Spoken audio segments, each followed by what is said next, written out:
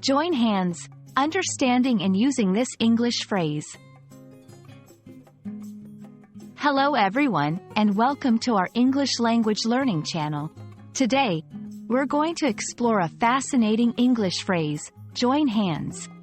This phrase is not only common in everyday English but also carries a rich cultural and social significance. Let's dive in and understand what it means and how you can use it in your conversations.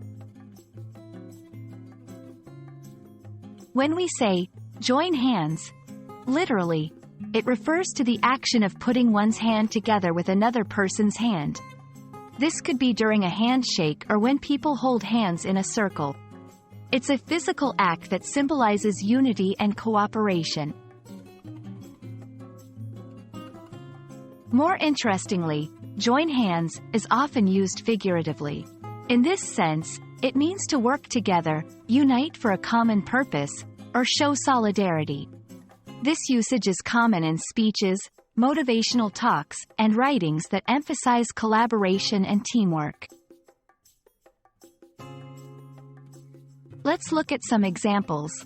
1. Community projects. The entire neighborhood joined hands to clean up the park. 2. International relations. Two countries joined hands to tackle climate change. 3. Personal relationships. We must join hands and overcome these challenges together.